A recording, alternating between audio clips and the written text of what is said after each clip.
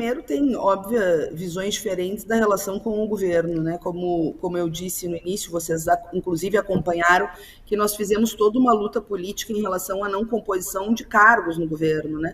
Porque o pessoal não precisa de cargos para defender o que é correto, apoiar medidas do governo, fazer toda a unidade de ação e enfrentamento para enfrentar a extrema-direita, e, enfim, tentar, né, melhorar a vida do povo brasileiro tão atacada, né, nesses últimos 4 anos, mas ao mesmo tempo precisa ter uma independência política para manter viva as bandeiras históricas da classe trabalhadora e da juventude, para manter viva, né, a defesa permanente do direito das mulheres, dos LGBTs, dos negros e negras, da população indígena, do meio ambiente, para enfrentar a bancada do agro, enfrentar a bancada fundamentalista que nos 45 minutos do segundo tempo meteu esse jabuti que amplia a isenção tributária para as entidades assistenciais religiosas. Então, nós precisamos dessa independência. Essa luta política a gente faz dentro do partido, fizemos na época lá do nosso diretório, vai seguir sendo feito no nosso congresso agora, mas aqui eu acho que é uma votação que preserva um direito de minoria de 3 companheiros e companheiras, Glauber, Sami e eu, que não queriam deixar sua digital nesses pontos que para nós são graves e ao mesmo tempo queriam com essa votação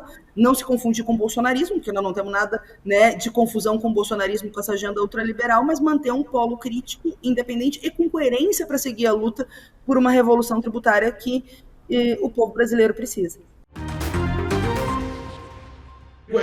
Esse posicionamento dos deputados do PSOL, ele é compartilhado por uma parte da bancada do PT com a qual eu conversei. E a bancada do PT, claro que entregou 100% de votos, foi extremamente fiel ao presidente Lula e ao ministro Sérgio Haddad. Fernando Haddad. Sérgio Haddad é outra pessoa. Ao ministro Fernando Haddad, né, na votação, é claro. Mas é claro que houve também votos críticos, houve discussão a respeito disso. Ontem mesmo, quando a gente entrevistou a presidente do PT, Gleisi Hoffmann, no UOL Entrevista, aliás, muito boa, acessem lá, assistam, né? Ela mesmo faz essa colocação, que é o quê? Essa questão da tributação da renda e da riqueza, né? E aí eu entrevistei hoje, na parte da manhã, o Eduardo Fagnani, que é professor da Unicamp, e ele coordenou a organização da proposta de reforma tributária de 6 partidos que eram da oposição durante o governo Bolsonaro e agora estão no governo, PT, PSB, PDT, PCdoB, Rede, PSOL, né? Que esses partidos apresentaram. A proposta deles era uma proposta que, é claro, tinha a tributação, a mudança e a simplificação da tributação do consumo, mas tinha junto a questão da tributação da renda, de você aumentar os impostos sobre os super ricos, aumentar os impostos sobre renda e patrimônio do super rico. Atenção, você que está nos acompanhando, tem um Renegade, está pagando em 24 vezes, você não é super rico, tá? Super rico é super rico mesmo. O Fagnani falou que ia pesar no bolso de quem ganhava mais de 300 mil reais por mês, na prática, na reforma. Então, o que acontece? Os petistas, o pessoal mais à esquerda, queriam avançar com essas 2 reformas juntas. Como? A reforma do consumo baixando a carga tributária, que a reforma tributária que foi aprovada nessa madrugada, ela não baixa a carga tributária, né? Ela simplifica o processo, mas ela baixaria a carga tributária, né? E jogaria essa diferença baixaria a carga tributária no consumo e aumentaria a carga tributária da renda e do patrimônio. O que significa isso? O pobre que não paga imposto de renda porque é isento, mas paga um imposto indireto nos produtos, nos consumos, em tudo que faz e compra, pagaria muito menos, e quem tem grana pagaria muito mais. Esta reforma ela foi dividida ao meio. Aprovou-se primeiro agora a reforma do consumo, que era o interesse do PIB, inclusive, de muita gente graúda do poder econômico há 30 anos, por isso tem tanta gente festejando também, e a outra parte ficará para o segundo semestre, nas palavras do próprio Haddad. O problema é que a esquerda não gostou dessa parte. Aprovou, uma parte do PT aprovou, foi junto, votou, né? A outra parte da esquerda, como o pessoal preferiu se abster, né, etc., mas uma parte da esquerda queria que, um grande número de deputados da esquerda queria que tivesse ido tudo junto. Por quê? Porque eles veem as 2 coisas como parte do mesmo mecanismo. Abaixa imposto no consumo, sobe imposto nos mais ricos, né? Vamos ver se isso vai acontecer no segundo semestre. E aí o pessoal, só para destacar mais uma coisa, Diego, a própria deputada falou, olha, teve a questão da tributação do IPVA dos jatinhos e dos veículos, é claro, como é uma bandeira do Guilherme Boulos, inclusive. teve a questão da progressividade do imposto sobre herança, mas há uma reclamação. O imposto sobre herança no Brasil é muito pouco, 8%, nos Estados Unidos é metade, né?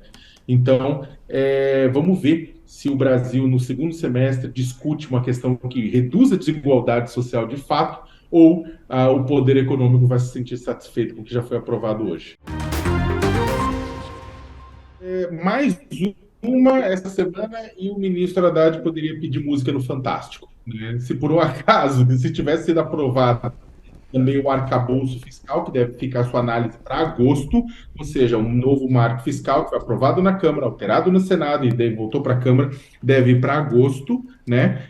Se tivesse aprovado também, a Haddad podia pedir música no Fantástico, ser 3 vezes, 3 vitórias em uma semana, o que mostra, na verdade, uma proximidade de articulação também bastante forte com o próprio Arthur Lira. E também um outro ponto, né? Tanto o Centrão quanto o Lira deixaram claro que essas pautas econômicas, pautas de desenvolvimento e crescimento econômico, teriam o apoio do Centrão. Essas pautas para destravar, pautas antigas que estavam circulando, como a reforma tributária, essas pautas que são do interesse do PIB, do poder econômico, teria interesse do Centrão para aprovar, e aí teria apoio. E, diferentemente, não vamos confundir, deixar muito claro, não é porque o governo Lula está conseguindo apoio, aprovou a reforma tributária, apoiou o voto, o voto diferenciado, né, o voto de qualidade para o governo no CARF, e deve também aprovar no segundo semestre o arcabouço fiscal. Não é porque isso está acontecendo, é que a vida do governo Lula está fácil no Congresso Nacional. Não está. Isso foi aprovado a custo de 7 bilhões e meio de emendas, de distribuição de cargos, de promessa. O governo anunciou ontem à noite, né, para evitar uma rebelião do União Brasil, anunciou, olha, estou trocando, está saindo a Daniela Carneiro, que é da minha cota, está entrando o Celso Sabino do União Brasil do Pará. Né? Eles anunciaram isso, deve vir mais coisa. O Centrão, Diego, foi uma vitória do Haddad, é óbvio, o Haddad precisava desse dinheiro que deve sair dos julgamentos do CARF para o arcabouço fiscal funcionar, então vitória dele, ele vai se cacifando, cacifa-se como articulador, cacifa-se inclusive como sucessor de Lula. Essas vitórias vão cacifando o Haddad como sucessor natural de Lula. Ponto. Agora, tem um ponto que é o seguinte: isso aí está saindo a custo de emenda, de liberação, etc. Só que o Centrão colocou da seguinte forma: olha, a gente quer apoiar o governo, mostramos aqui que isso funciona bem, né? Tudo isso funciona bem, só que a gente quer participação queremos ficar com pedaços da joia da coroa. E aí rodou o quê? Estão falando do Ministério do Desenvolvimento Social, que cuida do Bolsa Família, estão falando do Ministério do Esporte, que está com a Ana Moser, estão falando da Caixa Econômica Federal, estão falando dos Correios, estão falando da Embraturi, junto com o Ministério do Turismo, estão falando de vários cargos que, já que o governo quer dar ao Ministério da Saúde, então dá todo esse resto, inclusive em pastas que podem distribuir recursos. E uma última coisa, Diego, acho que é importante falar, o governo consegue apoio para aprovar, pagando, dando cargo, dando emenda, o governo consegue apoio para quê? Para os projetos que o Centrão concorda. Né? Tenta aprovar reforma agrária, aumento de terras indígenas, questões de projetos ambientais, direitos humanos, direito à interrupção de gravidez, essas coisas, aí o Centrão não apoia. Ou seja, o Centrão quer ser remunerado para aprovar aquilo com a qual ele já concorda. Qual